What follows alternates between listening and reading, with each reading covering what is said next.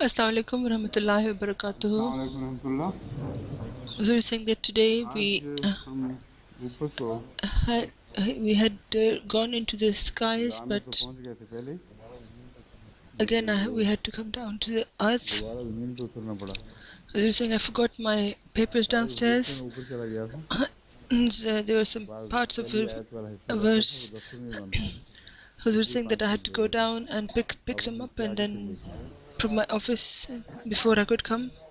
أعوذ بالله من الشيطان الرجيم بسم الله الرحمن الرحيم وإذا حضر القسمة أولو القربى واليتامى والمساكين فارزقوهم منه وقولوا لهم قولا معروفا.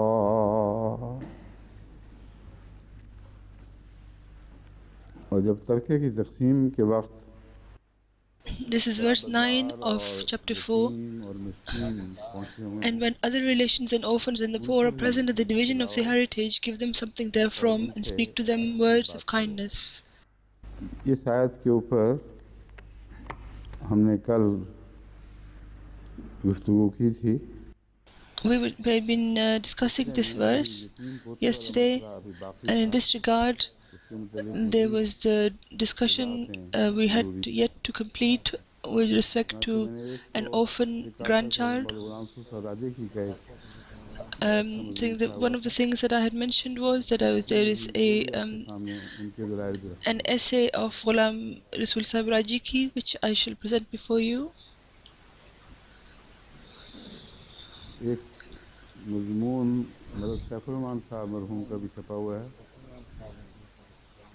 There's an essay of Malik Saifur Rahman as well in Al-Fazl, and the discussion of this in various aspects, there's no need to go into the details of that, because at the end the conclusion is what has been what is a part of our fiqh now, and as exactly the conclusion is what I don't accept. Therefore, Hazur is saying that the fact that the matters I'm going to present, this is not the final decision in these matters. The decision will be made in normal way, that the jurisprudence panel shall sit and discuss this, and then they'll suggest the change, and then they'll tell it to me, and then I'll decide in a formal manner whether there needs to be any change in the jurisprudence in this regard. Right now we're just going to discuss this with respect to the dars. बहरहाल मसलन एक बात तो मलिक साहब खुलकर अपने उस मज़मून में लिखते हैं. There is one thing that the Malik Sahib writes very clearly, that the denial of a grandson who is an orphan is something which has possibility of reward and punishment. Instead of saying that his being the orphan being having the right is concerned, he's saying that he's inclined towards the orphan because he's a righteous person, so the conclusion he has drawn is very honest. So he's saying that if the possibility is of a mistake or a sin or reward, then what is the discussion then? Hazur saying that then that means that there is no argument in favor of giving it or against giving it. So what is so how can we say that there should be any rights given in inheritance to an orphan grandson? So saying within this regard, the clear discussions that have been taken place in the conclusions, I present that before you. These days, the discussions that have been carried out in the Islamic countries, mainly they they suggest they are inclined towards giving the orphan grandson a share, and the only thing is that they are not sure how to give it, and the same style has been adopted by them mostly, which we have been adopted by us, and it has been said that as if in the favor to will in favor of a grandson, an orphan grandson is an obligation of the grandfather, and if he doesn't do that, then it's not just a matter of Allah's punishment. He's saying that we will regard this person as if he has done as if he has willed it, and if he doesn't make a will in the favor of the grandson, then it is their right. It is the grandchildren's right to go to the qaza and get the such decisions made, and in such a case the qaza will decide that it was his obligation, and because he didn't offer the obligation, then they can then change it. Huzur saying, how was it his obligation? If it was an obligation, that if he hadn't done it, it would have been regarded as he had done it. So if it was an obligation, then why was it not found in the Holy Quran?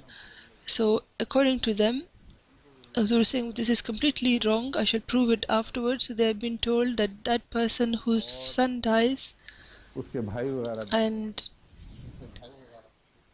if he has brothers as well, then it is an obligation. He's obliged to make a will in favor of the grandson. But if he doesn't, it doesn't make any difference, because we're going to give the child rights in any case. So we will regard him as having given a will, written the will. He will say this is completely against the Quran's point of view.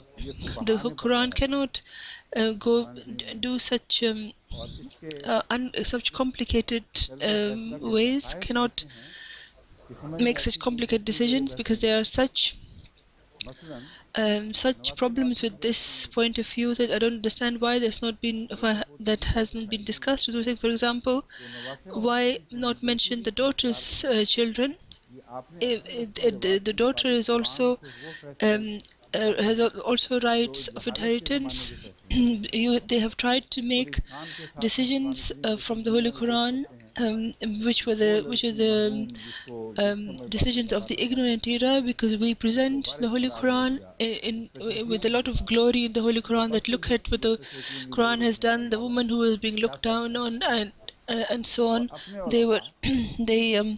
We have given her the rights of inheritance, and our own ulama, they regard her as not receiving the inheritance, because then you could also, there are many other people who could be included in this inheritance. The children of the son, the children of the daughters, and the widow of a son who did not have children. If she didn't have children, then she would have had a fourth. If her husband was alive. The Huzur is saying that what kind of a jurisprudence is this, that it interferes in the Quran's decisions and ruins everything. Huzur is saying that the main thing is that is a child male or female. If they are both have rights of inheritance, then they should also have rights of inheritance. Even if they die, the children should them as well. Then those children are also have also rights who have not been married, who die. So then their share should be distributed just as the Sharia has set. If person's son is, after the son dies, according to them, whether he dies or not, according to the Sharia of Islam, as if he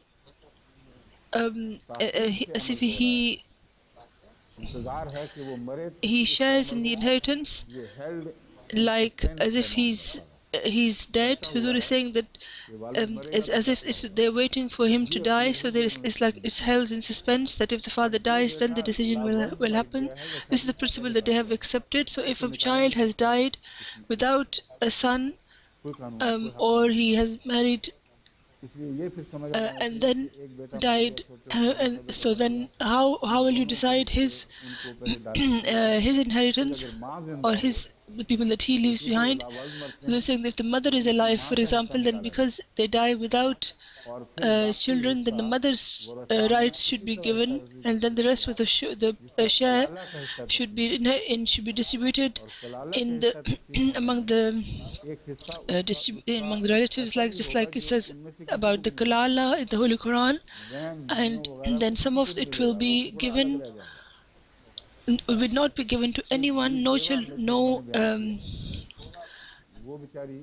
children or anyone will receive, and then the why would the widow not if somebody's son, for example, dies, then will you take out the widowed daughter-in-law, or if she comes and asks for the inheritance, what will you answer her? If the one who died without issue, Huzur is saying that is the whole the system of inheritance in the Holy Quran, these decisions have completely thrown them into disarray, what is an automatic result of interfering in the teachings of the Holy Quran. The customs, the ignorant customs, they have been followed, and the Quran has been abandoned. The basic principle is that everyone is a master over what he owns, and the one who dies without receiving inheritance, then he has died without receiving inheritance. And as a result of accidents in one family, there can be ups and downs. No one has a power to stop that. Some child becomes rich, some becomes poor. And how could it be that everyone should be kept in the same standard? So financially, somebody being better off and less well off, this cannot be equaled or leveled about all of the children, because the Quran does not teach us any Karl Marx's rules or laws. If the laws of the Holy Quran were established, then no Karl Marx would be needed, because the way inheritance has been distributed, it cannot remain gathered in one hand at all. And no matter how much people dislike it, if the lady, a daughter, no matter where she's married, she will definitely receive her portion.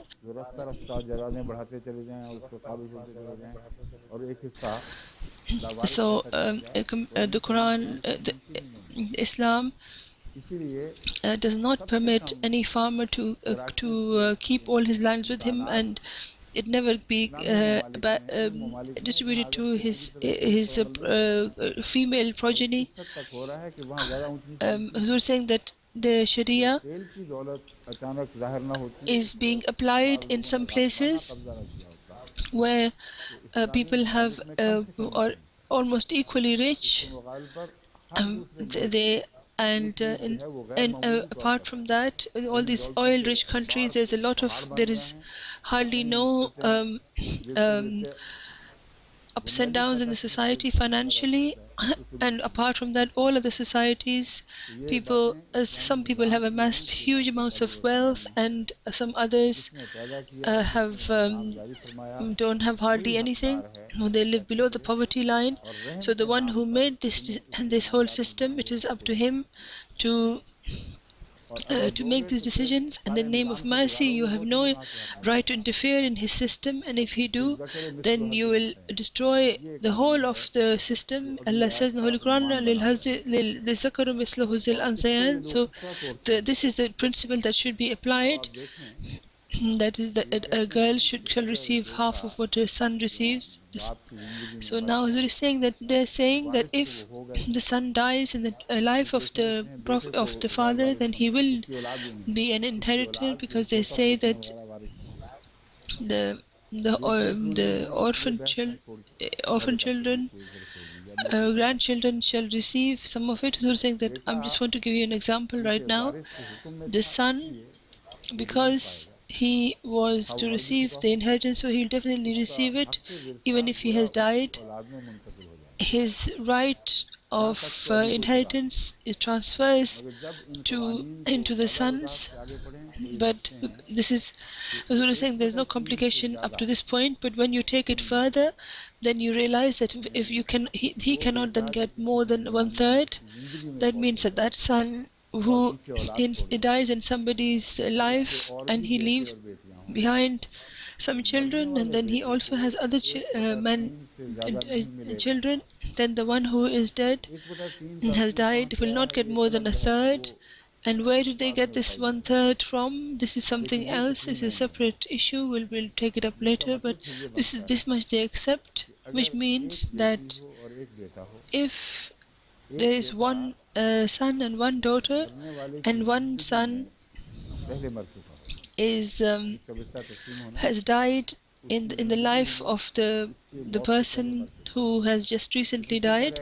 Before his death he has died, so then who is left behind? One daughter. And if the one daughter is left, then she will have half of the share. She's master of half of it.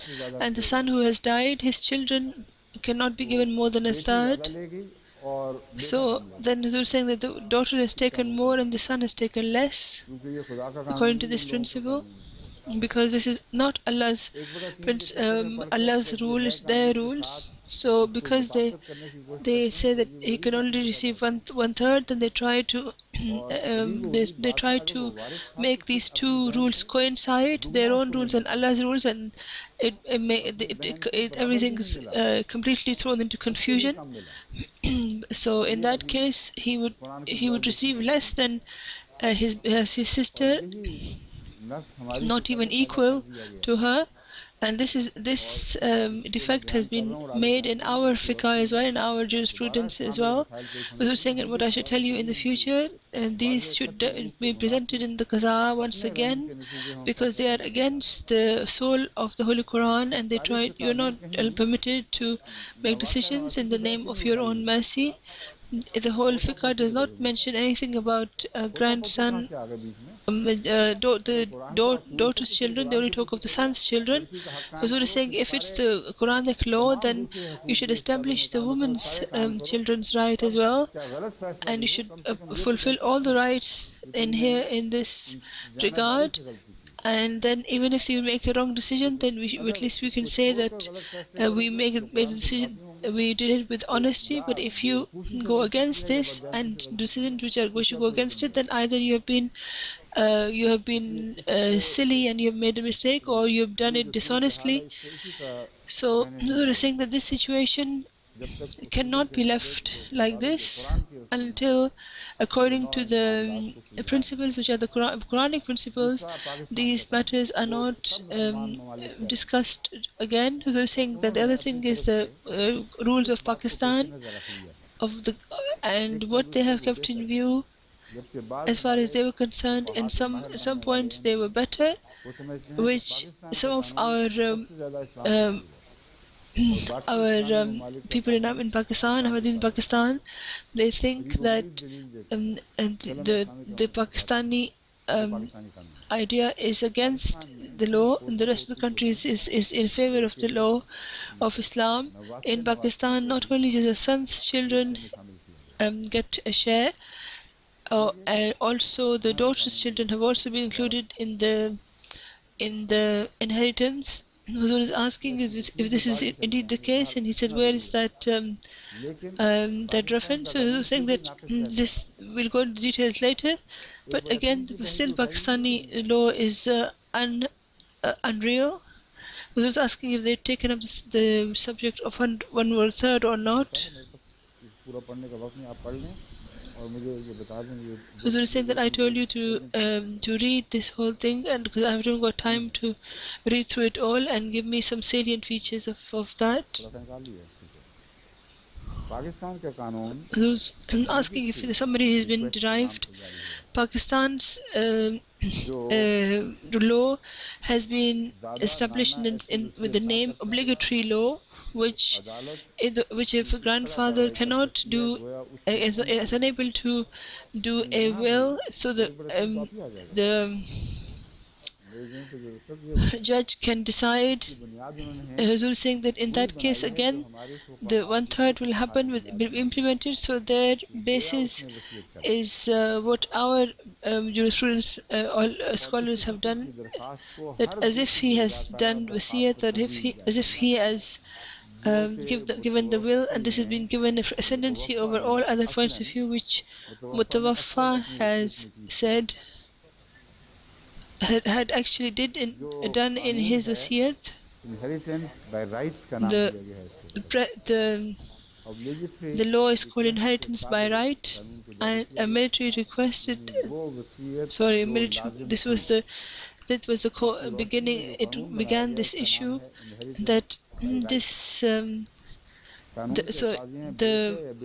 essay that is written is inheritance by rights, and they were saying that this bit we should take it up now. That this is closest to the Holy Quran. And you can't say this only Usman Razan who's at the occasion of the death of the son or the daughter, if he dies before it's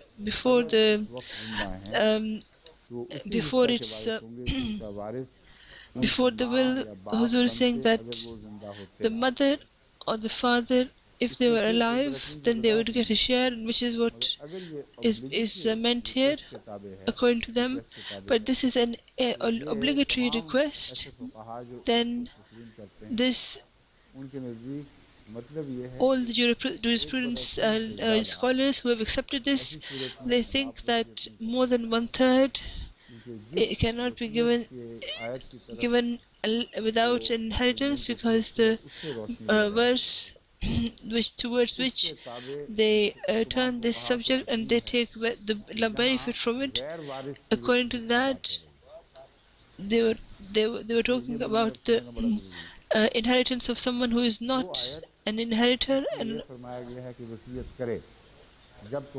that painting in which it instructs to do a will, if one of you has death incumbent upon them, then they should write a will, and this is obligatory will. And but what the inheritance should be, that the details of that are not present. So at this, the discussion has been raised that this verse of the Holy Quran abrogated the other verse of inheritance, in which there is a detail as to how the son shall receive his share and how the daughter shall receive his share, and the father, etc.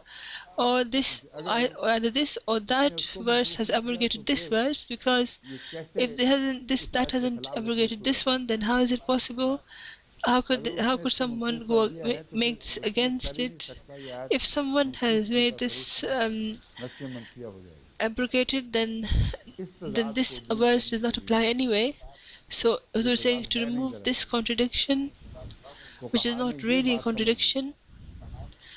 The jurisprudence Maulvi said that here the reference is in favor of the one who is not an inheritor, and those people about whom the Holy Quran has made it clear as to for instance, that the son will receive twice a share, and girl will receive half the share. This verse does not permit you to interference in this law, and in fact, a person has a right to give up to 1/3 of his inheritance to someone who is not the inheritor, the natural inheritor. This matter requires further investigation. How has this 1/3 right been ascertained from? The Quran does not mention it anywhere. Huzur saying, as far as I remember, that when Huzur said I read this in the olden days, that the jurisprudence experts base this on such traditions from which one can see that some people who were offering sacrifices, that I will not take more than 1/3, and the rest is because you have your own children, and you should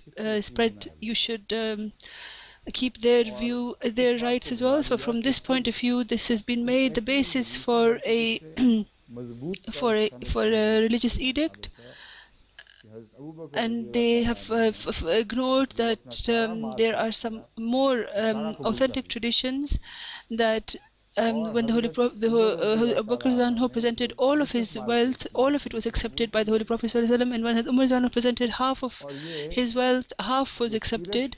And this in the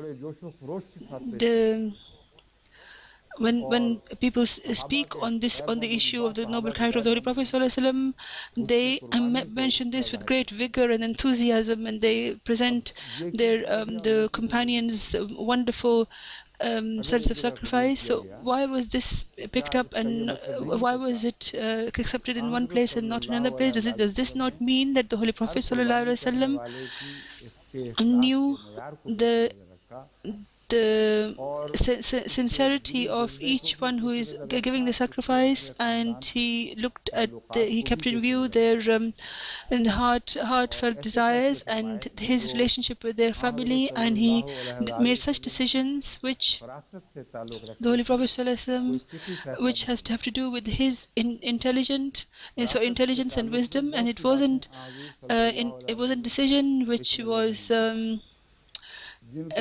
which was to form a law. Huzur is saying that the Holy Prophet ﷺ have such references have been stretched into the fiqh, in the jurisprudence, and they have forgotten that experts have forgotten that somebody is a master of his own wealth in his lifetime, and in his lifetime the son or the daughter has no right over their wealth except that they are being told, they're instructed, because Allah has instructed a father to train their children well and to look after them, etc. Some people, because of some general some people don the clothing of piousness, and they try to give all their wealth to the Jamaat.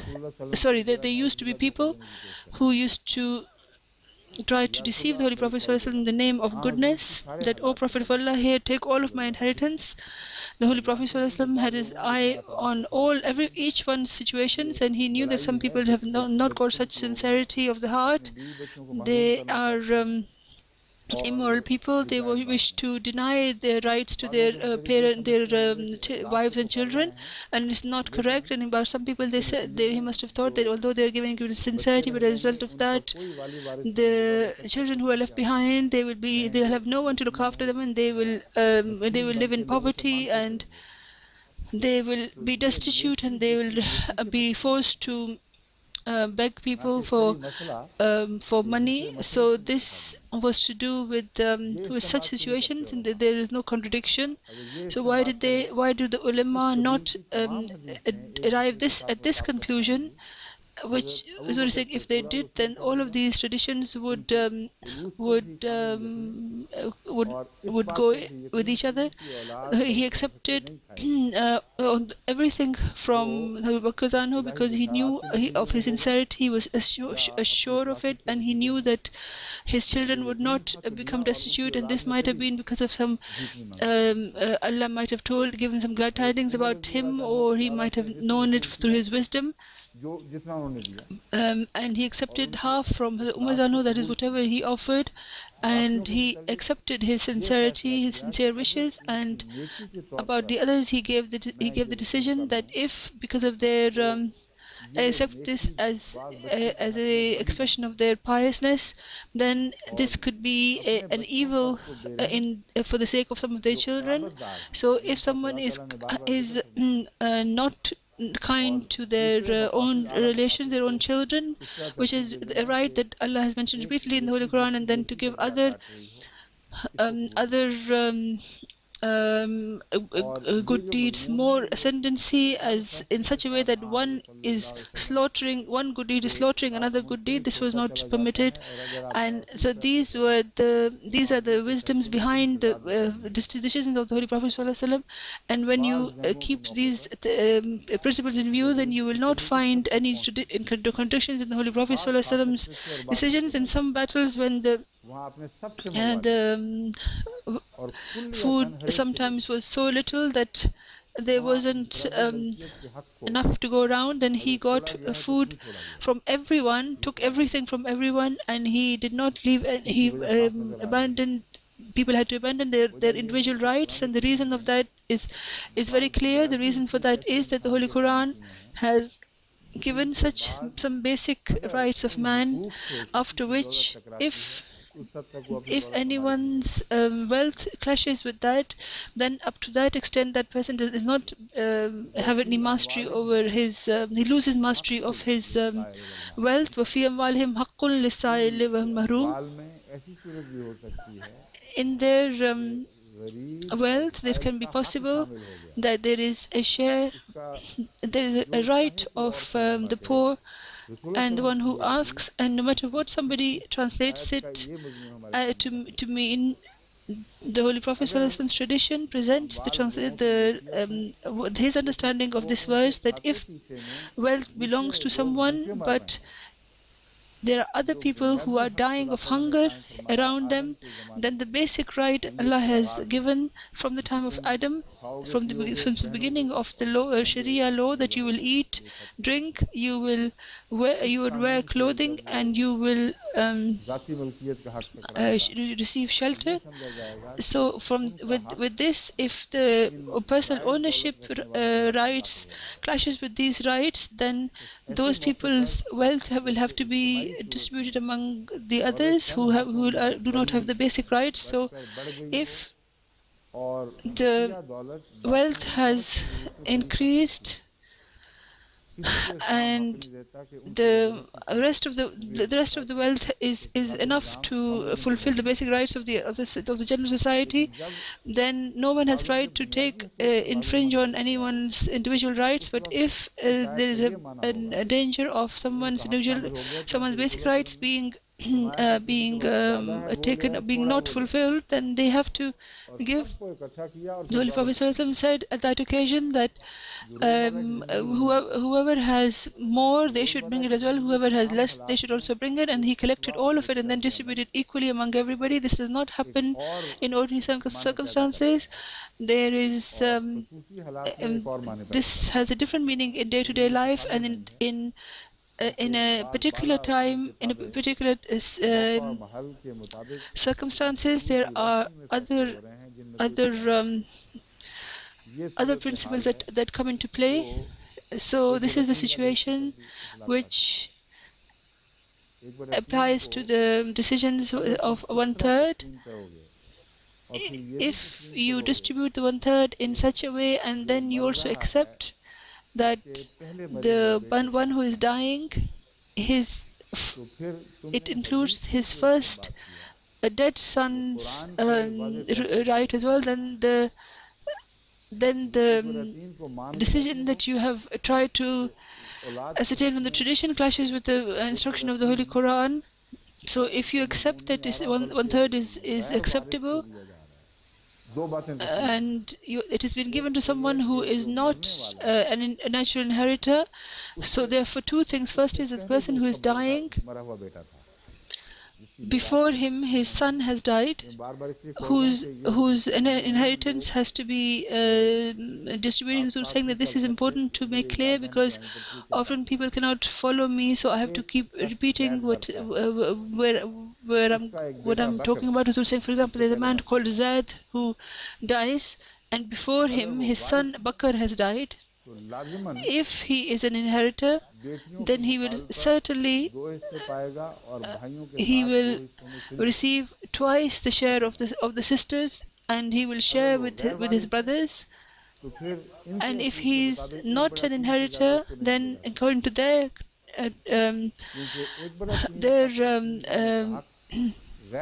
in principle that he cannot get receive more than a third, because that is not for children, is for those people who are not going to be in natural inheritors. So according to the jurisprudent experts, one can spend one third according to the way we want to, but you cannot use this right about relations, and this is agreed with everybody agrees with this. If a person is dying, and according to the verse that is instructing that people should will, he cannot use his right of inheritance in this way, that he gives some more and some less. So this is then a clash with that verse with that verse which speaks of the different shares that each one gets, which is called nasibum mafruza, which is an obligatory portion. And this is difficult. So this is the difficulty. So more than a third wasiyat he cannot do, and the one third is not to be given to people who are natural inheritors. So then the person who has died, then he has been given it without by accepting that he wasn't to receive the inheritance. So then the excuse of his being inheritance is gone. If he was an inheritance, then how can you apply the one third to principle to him, because the one third cannot be given to someone who is a natural inheritor. And according to the permanent teaching, a son gets twice the share of the sister.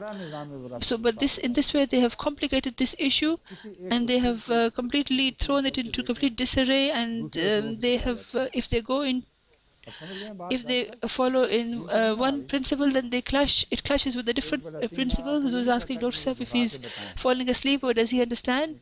Huzur is saying, I'm not asking you to repeat this to me, because once Huzur is saying, I've asked this, I've experienced this once before, but Huzur is saying this is a new subject. So he wants to make sure that people understand. Huzur is saying that there might be some people who are not fast like you, who was saying that does your son understand? He was saying he's very clever. He was saying that he said at least one family understands. He was saying the other families should also understand. So he's saying that this discussion of one third, I've made it clear. Firstly, the principle of one third has not been discerned or derived from the Holy Quran. The Holy Quran has not said anywhere that someone who wills his inheritance can give one third to people who do not receive natural inheritance, natural inheritors. This principle of one third has been derived from traditions, and they have abandoned those traditions and have not discussed those traditions which clash with this principle of one third, or permits it to be accepted from some. And some is that from some everything is accepted. There is no question of less or more, and we're saying that then you should prove this with those traditions, by discussing those traditions as well. So then they accept that the one third is given to those who are not natural inheritance. So saying that they are cutting the branch on which they are sitting. They say that because the son is the inheritor, therefore he will not get it. If he is an inheritor, then why can't he not receive more than a third, and he can't give it to him? Then you're clashing with this command of the Bible that means Zakari Mislu Dil Unsayan. From the traditions they derive something which makes them clash with the Holy Quran, and they completely contradict the Holy Quran and abandon it, and they accept their own derivation. This is the argument about this whole issue, and then in this way they have managed to deny widows their rights. What about that son's widow who has died? who are saying that they are very worried about the grandson is very beloved to them, but if the Quran is beloved to them, then he should have taken up all the issues that who are not included. So who are saying that they should take up all of the people who ought to have rights. So saying, for example, what about the widows? So every such person who dies, she should also get a right. So then the decision will be that at what age should the child die, so he is an inheritor, and in which age is he not a non-inheritor. Some people have said Ar-Rijalu, from the word Ar-Rijal, they have ascertained that it refers to adult men and adult women. If this is the case, then what about the other verse? We were saying I'll tell you some other time. But right now, I should tell you that this is another decision that needs to be made. Which child has died inheritor and which has died with non-inheritor. If someone dies in a young age when he is a child, then has he died? Has he died as inheritor or not? How can should will be done in his favor as well? Because he also has certain rights. If then his mother should get. If the father dies, then the mother should get a right, and then that verse will come and confront them that we have established our own rights. Who are you to take their right away? And then the jurisprudence experts have taken up these issues that what if a marriage has been set and a nikah has been done, but the actual marriage hasn't taken place, and so saying that, and some people say that if a child has also the right to have a nikah, then Huzur is saying that I'm telling you this with reference to my mother. Huzur is saying in the time of the Prophet Islam, Hazrat Sardar Mirza Mubarak Ahmad Sahib, my mother had a nikah, and she became his wife, and the Prophet Islam must have kept a haq meher, that is a dowry, and it is impossible that he wouldn't have done so. And then if he was a child who was an inheritor, then why did my mother not get the right of inheritance? We were saying that means that all of our inheritance should be redistributed. So wherever Islam's laws, people try to interfere using their own minds and their own false sympathies. They have ruined everything. As the Prophet says very clearly, then in that case you should also bring a case against the kings of the old, and you should redistribute all their wealths, because everybody is a child of Adam. So all of these arguments are merely to satiate one's own desires, and it seems as if what the experts of jurisprudence have said something, then they are the ones who are the lawmakers. They are not the lawmakers. They are only those ones who understands the law, who are saying that man can make mistakes, and it is not our right to follow them if they make mistakes. Islam does not give us those rights. Whatever you find contradictory to the Holy Quran, rejecting it is your obligation. So you should make the Holy Quran as your foremost principle, and the rights that Allah has given in these verses, you should read those verses one by one, and then you should decide with respect to those higher principles, and there can be no contradiction. It's impossible. If there is any part that's left without explanation, then either distribute it among those people who are poor, etc., and far off relatives, then they can be made. And so saying that when you read about some distributions, then after giving all the money, if something is left behind, And who has those have those been left for? They, in the light of the verse, which they are they been left for those people, or which have been left by someone who has made a will, and he has been left for that will, which he has done within his own rights. And this subject, in this has forced them into the taking the stance of the 1/3, and they did not think that in taking the stance, so there was a permission in that hadith that you're permitted to distribute your wealth to an extent to those who are not natural receivers of the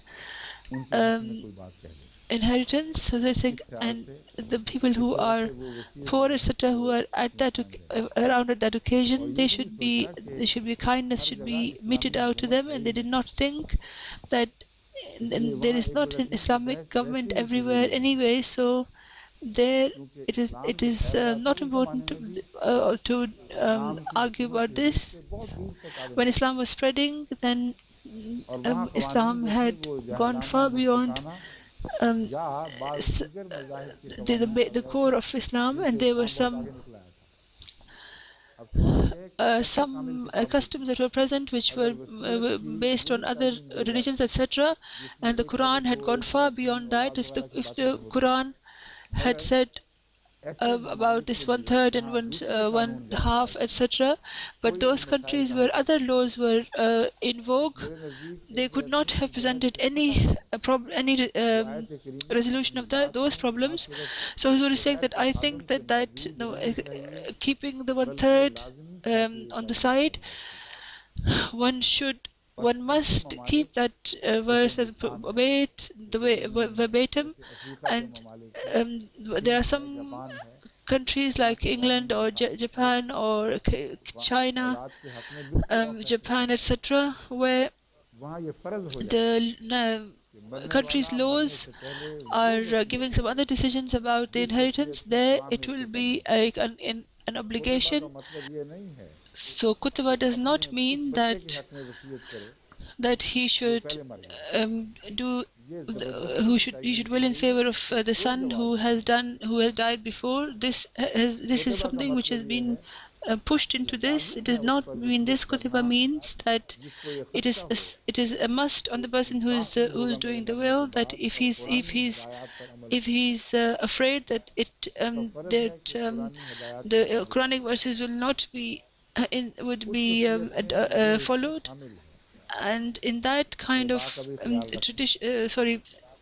will, this part is included, that he should look after the near relatives, and therefore this has been kept as maruf, according to maruf, or according to the what you prefer. So if the Quran has not given the people a share, then you do not have the right to appoint a share as well, because some people may think that the Quran is expecting me to give to people whom I may not think about right now, and who turn up at the occasion, and about them there is no discussion of how much should be given, and then how will the witnesses be given, and how many people can give witness if someone is not present, etc.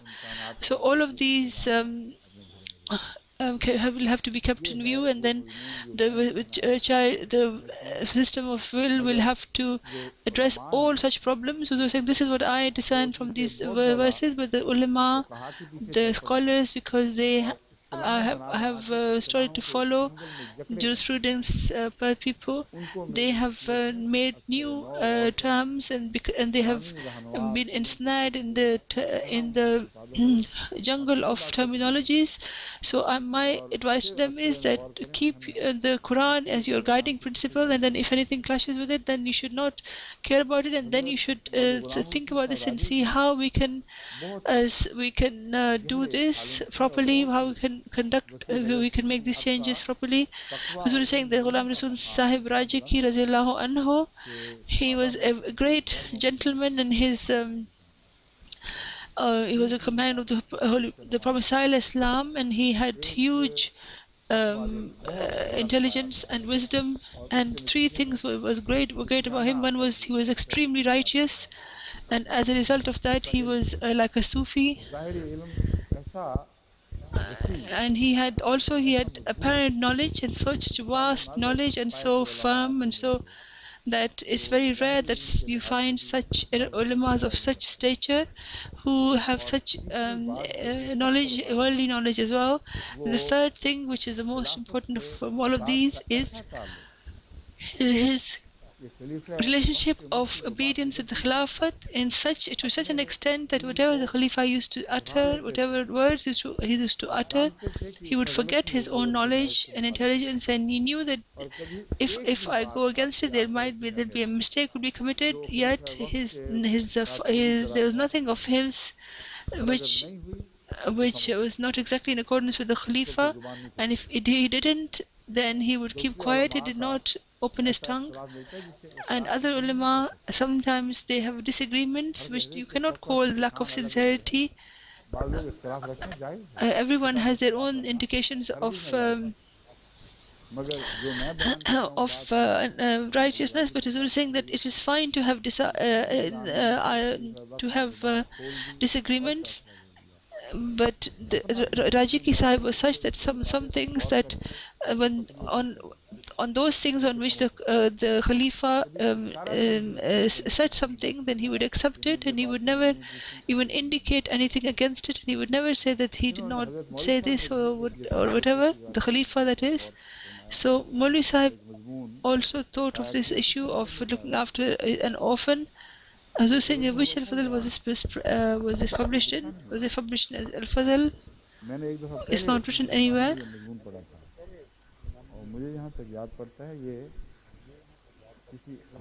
Huzur saying that he read this a long time ago, and Huzur saying that as far as I remember, it was published in some magazine, Jamaat magazine, and now that it's mentioned in these notes, it doesn't have any.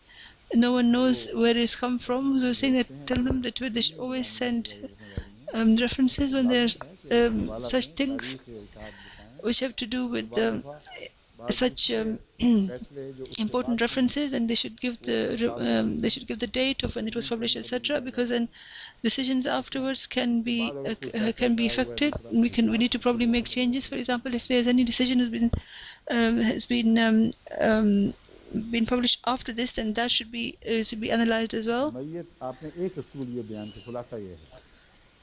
One of the principles that Raji Ki Sahib did, he said that the people who has passed away, because the inheritors get the inheritance because they are close relation, and therefore in the presence of somebody who dies, then his grandfather cannot receive. So if the father is present, then the grandfather doesn't get the inheritor, and if the son is present, then the grandson does not receive any inheritance directly. Hazrat bin Sabit anhu, according to him, the following words of Arabic.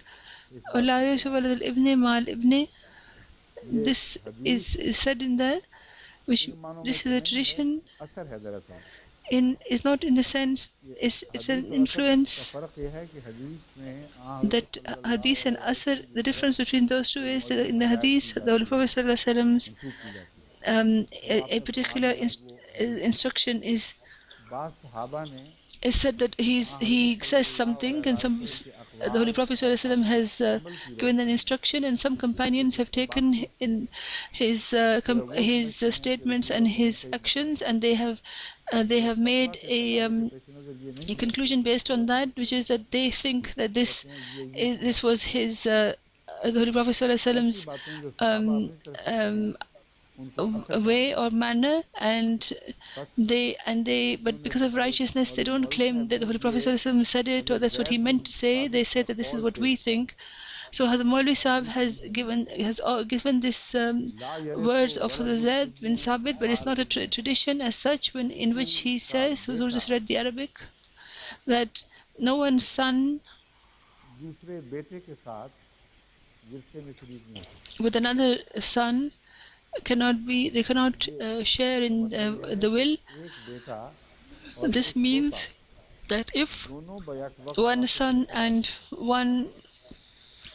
a son and a grandson cannot be share in the will at the same time, so if all the sons have died and then the first, which is the closest, if he is not there, then because of another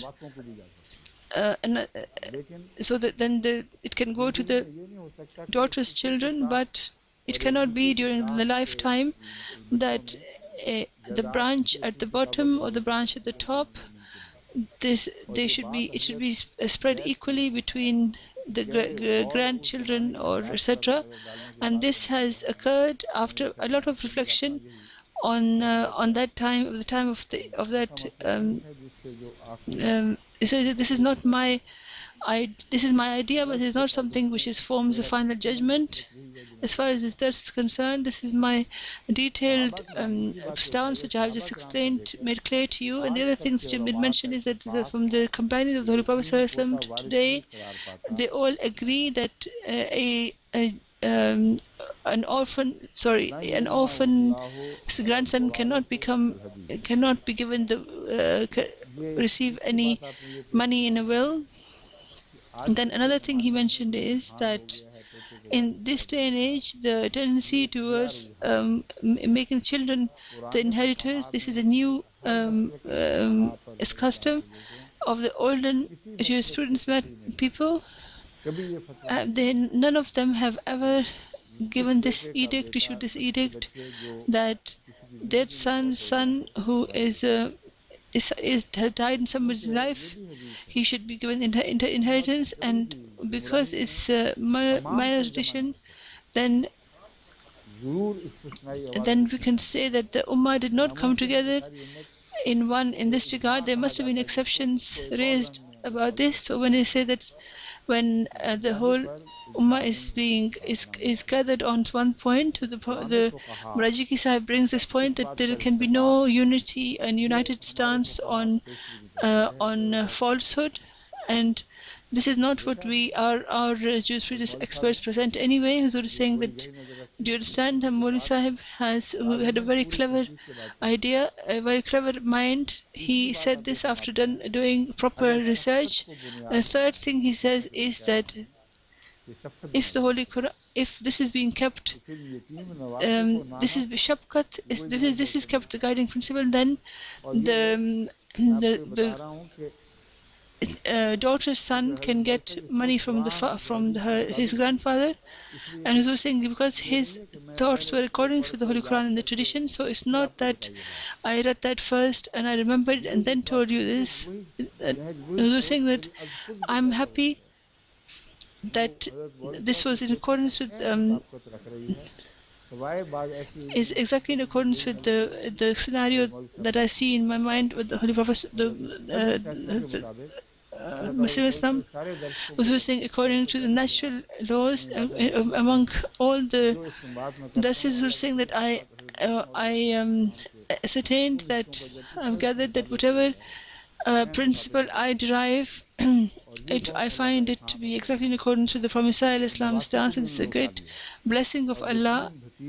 Now let us raise the question of Munafsiku, I think, and how this person should also receive half the share of the others.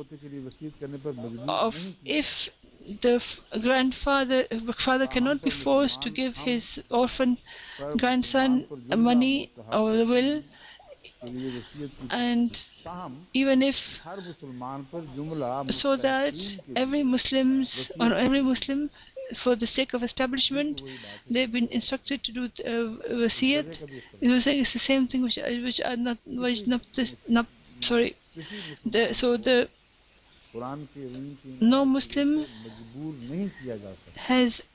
he cannot be compelled to the light of the Holy Quran that he should definitely do a will. It is not for the purposes of the courts. sorry, or the grandson. So this, where the orphans are mentioned, it doesn't mean just orphans of sons. It could be also orphans of daughters and other near relatives which are in the family but who are not close relations. They're also included. So then, however you treat them, you would also have to treat these. But in the favor of the the grandson, as far as the inheritor is concerned, and to say something for them, this is important to state that this is number one. This is takes precedence, and the following verses give this strengthen this point. So that these are the points. These are problems of orphans. So those people who have died without issue, how much they can be given. This is another discussion, and when they'll be treated when there is a firm principle, and then they'll be treated as non-inheritors, and if they're treated as non-inheritors, then it's not the same. Those teachings cannot be given, which and the Quran, they should get more share than of the Holy than the Quran gives them, because they will be clashing with the Holy Quran, which is not what we can accept. So they must remain within these circles, and they should reflect on these matters. Once again, after this, Hudur saying that the Malik Sahib's this detailed discussion, was saying that I think there's no need to read that now.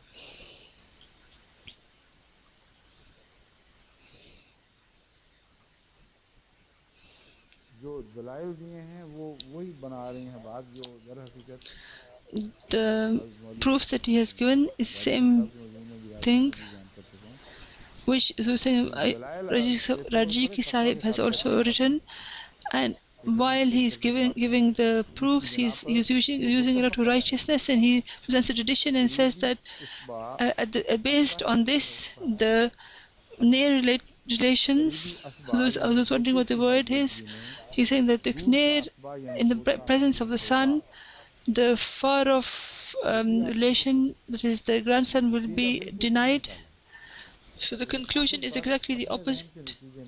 But at the end, because of their own mercy, they've taken the other path, that every grandfather is an obligation on every grandfather, that he must do quill in favor of that grandfather whom the Holy Quran does not regard as a near relation. So is there no contradiction here? The conclusion is correct. He was a great and pious and righteous man, but the effect of that time, the influence of that era, it was he was afraid the Quran may have this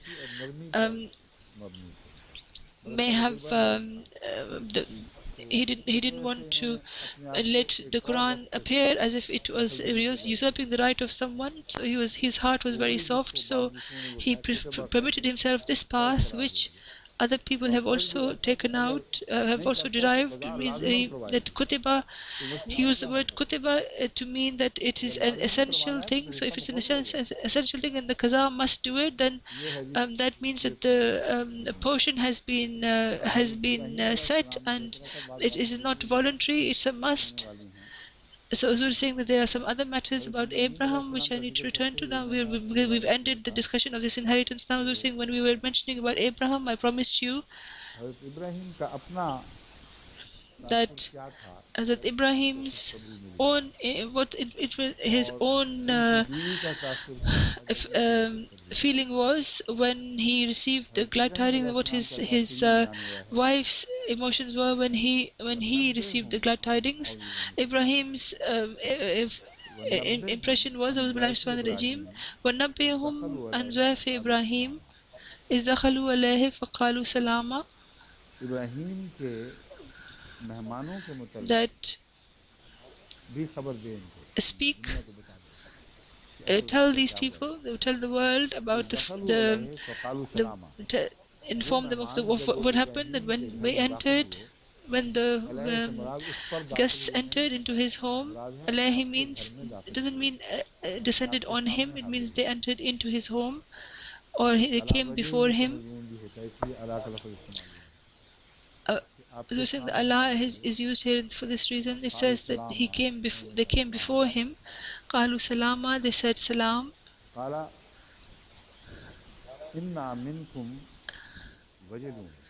They said قال إن منكم وجل. They said, the people who entered, they said salam. They said that we are afraid of you slightly, or people who have come here, we are a bit afraid of you. They said, La qalu la tajal, that don't be afraid. This tells us that Abraham had an idea that because of these his people's Lot's people's bad behavior, they were about to be punished. But he knew that from what was happening with Lot, that something is about to happen. And in response of this salam, Allah says, they said, they knew that something was wrong, something was some painful was to happen, and they said that what do you have to do with that? Why should you care about it? La tajal inna mubashiruka bi ghulamin alim. I think who said that don't worry, we are we're giving you the glad tidings of a great and scholarly son. And in response to this, he said, Kala bashartumini walam an masir kibaru fabima tubashiruni. That are you giving me these glad tidings?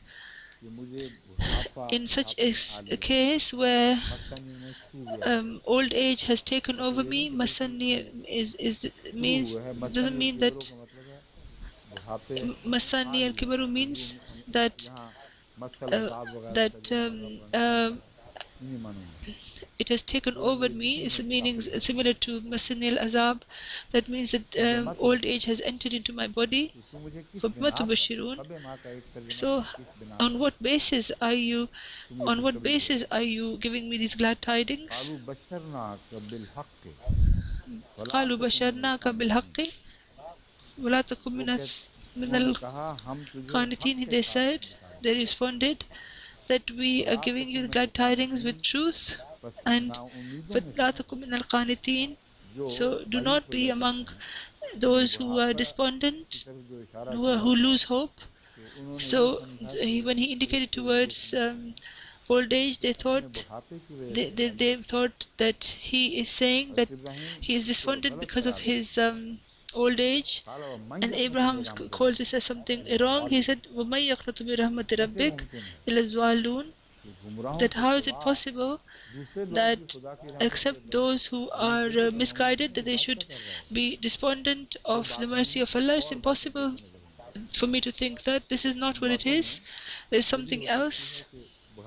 So it could be that because he might have been worried that who is going to look after his children if they're born at an old age, or the kind of the training that he wanted to do for them. He wasn't sure whether he would have the time to do it, because whenever he prayed for them that they would be extremely pious.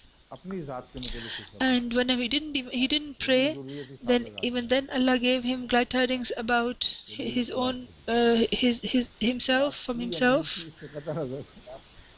Whether he had children or not, he was praying this prayer, and this is why he said that after such a long time I'm having children, and perhaps when people don't think their lives might be long enough so that they can do their good training. Now he's saying, I'll take another verse from Surah Zariyat. The first was from Surah Hajr. In verses 25 to 31, it says, Halataka hadithu Zayf Ibrahimul Mukrameen. Have you heard about the blessed guests of Abraham? Have you not received their news?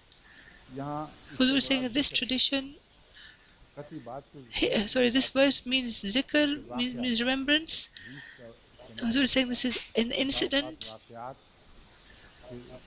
Often this refers to incidents, and with respect to the word hadith applies. So, have you not heard of the incident of the blessed guests of Abraham when is the Khalulahim Qalu Salama? Huzur saying that here the word munkirun, the same is being indicated towards people who people say that this means people who are unknown, strangers, but it also means that such people whose they are their actions that do not are not made him afraid. So by saying these words, it munkarun, it indicates towards those hidden fears that he had. And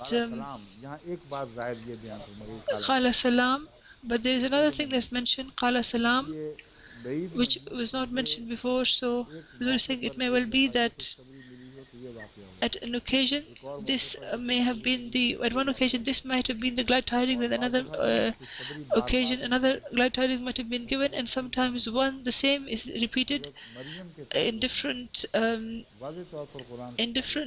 places, the different times in the Holy Quran. That is clearly proven from the Holy Quran that she received glad tidings through dreams, and angels sent her glad tidings as well. To think that it is only about the same one incident, this is wrong. This incident may have occurred repeatedly, and when it happens, then the question and answers are done in this way. There are different things are said about it. Faragha ila ahlihi fajaa sorry, I missed that. So Huzur is saying that Qawmun Munkarun is you could say that it meant that they were strangers. It means that you are not people that I know. And in this regard, translated to mean this way, it appears to be more correct. If with Wajilun the same one incident is mentioned, then this would be a problem. So we're saying that this could have happened more than one occasion, and at this occasion what happened was that Abraham knew the people of that area, and he knew that Allah sometimes sends things through other people as well. They're coming, and the way that they were walking, etc., they were making it clear that they weren't ordinary people. This is why he said al-mukrimun, that they appear to be very respectable people and eminent people, and this seems to be more closer, because munkar, they were in the sense that they were unknown, they were strangers, he'd never seen them before. That eminent people, but not who are strangers. If this is correct, then exactly in accordance to this, the next verse is explaining this, and it goes with this. Faragha ila ahlihi fajaa bi ijlin samim. He didn't ask them, are you hungry or not? He didn't ask them, have you eaten? Huzur is saying these days people ask that would you like some food? This is the better moral is this, that you should offer first and don't ask them whether they've eaten or not, because if you ask someone, then he's saying that, yeah, I've seen it in our homes as well, that it's like putting the other person into trial. Some people either come at the time of food and they feel shy, and they want to finish whatever they have to do, and then they want to go home. If you ask them, have you eaten or not, then some of them, because of they can't decide between truth and morals, they sacrifice truth and they say we've eaten, and some of them are caught and they say we haven't eaten. He said that we haven't eaten, but we are not hungry. He was saying, what's the point of putting people into such trouble? If you have food, just present it to your guests, and if you don't have it, then present it first. There's no need to ask. This is the sunnah of Abraham. فَرَاغَ إِلَى أَهْلِهِ فَجَاءَ بِأَهْلِ إِجْلٍ سَمِينٍ. He went to his family and brought a fat calf for them to eat. This must have taken him a while. It couldn't have happened in a second. He couldn't have slaughtered it. They must have waited for him. فَقَرَّبُهُ إِلَيْهِمْ أَلَا لَا تَأْكُلُونَ. He gave it to them and said, "Won't you eat?" He was surprised because, first of all, mostly guests come and there wasn't any drive-in hotels or anything in that area that they could have eaten. And usually people think that they must be hungry because they've just come from a journey. So he took a lamb. He slaughtered a lamb and then he cut it and then he got it cooked for them. So this must have taken a long time. So even if someone is waiting for that long, they would get hungry anyway. And he was surprised when they didn't eat. And for minhum khifa, he felt a fear from them. In the first incident, the whole thing has not been mentioned. So this possibility is still there that they're both the same occasion. The occasion, if this is kept in view, then this would be the way we see this is where it said wajilun before. It was because after he had understood something bad was about to happen, he said wajilun. But also sometimes glad tidings are received more than once, and they may have had to do with some other situations, those glad tidings. And despite this, I think Huzur is saying that these are two different occasions. In the first incident, only Abraham is mentioned and his response, and that's where it ends. In this incident, Abraham is not being given the glad tidings. His wife is given the glad tidings. قَالُوا لَا تَخَفْ وَبَشَّرُوهُ. Sorry, Abraham was given the glad tidings, but in the sense that the wife could hear it and she heard it, and then she then interferes in it by regarding it to be about her. قَالُوا لَا تَخَفْ. They said, "Don't be afraid. فَبَشَّرُوهُ بِغُلَامٍ أَلِيمٍ."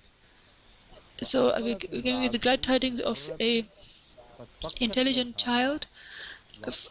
Who's reading the rest of the verse? Sometimes Huzur is saying that women slap their faces as an expression of surprise, that what is this? How could it be? And this is an inclination of women from a long time. So there's no problem in translating this. So the people who are they feel shy and they embarrassed, and this is probably the difficulty that there was. The second Khalifa also probably had this embarrassment in view, and she slapped her hand on her face, and she said that I'm an old woman, and Huzur's asking about the embarrassment, signs of embarrassment that has been written, that has been translated by the second Khalifa, that it is wrong to translate that she slapped her face. So there should be some reason before that, so that we show the reason for that.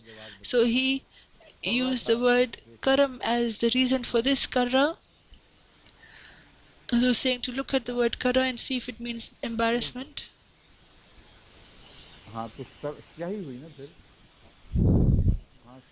Huzur is saying that it means ink. Huzur is saying that inkiness or darkness. Huzur is saying that the way there is a question of respect. People present the real Arabic words in a softer way, in a different language, because they are afraid that if we translate it to mean in a particular way, then it is as if we are being disrespectful in some way. And then what they regard as being the commentary as to what it might be, that if we say that her face went black or dark, then that would not be respectful. So saying perhaps we should say that she had a light, like a shadow on her face. And also, as you were saying that when you say that somebody is embarrassed, you don't say that they have a darkness on their faces.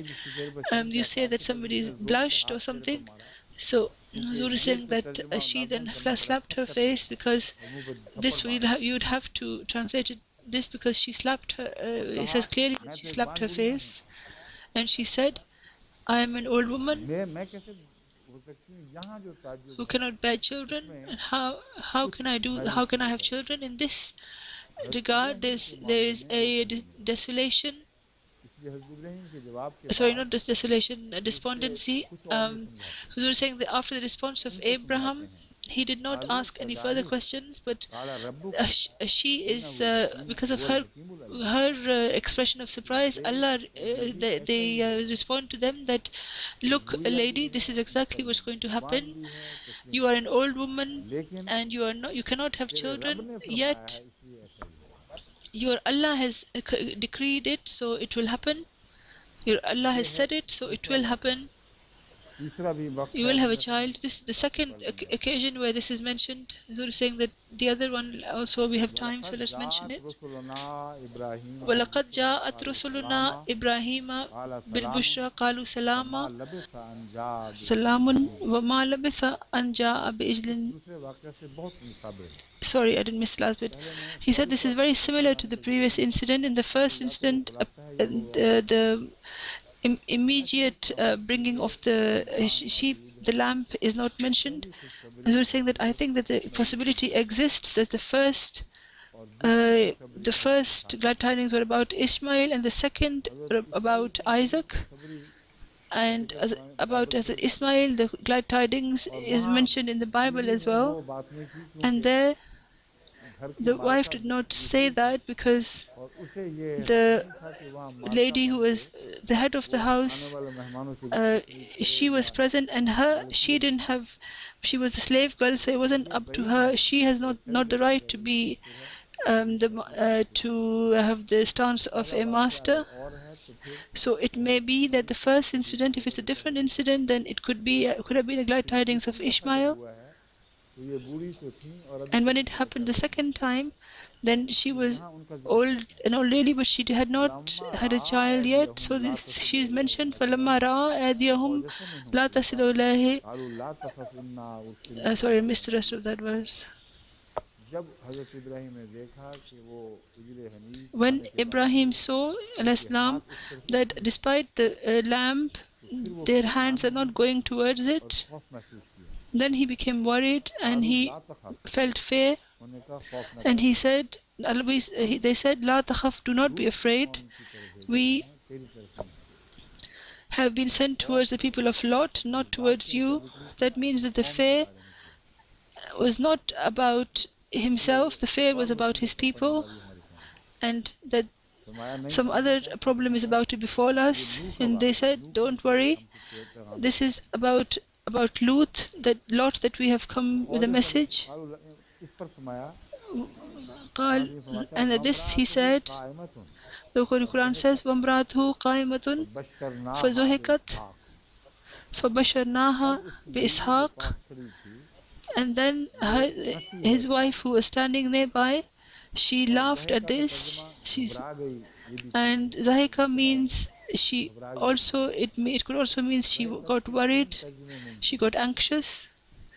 Zahikat has three different meanings. One is to be worried, one is to laugh, and one is to have a period.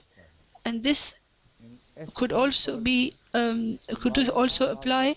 So it's such a strange incident that some people's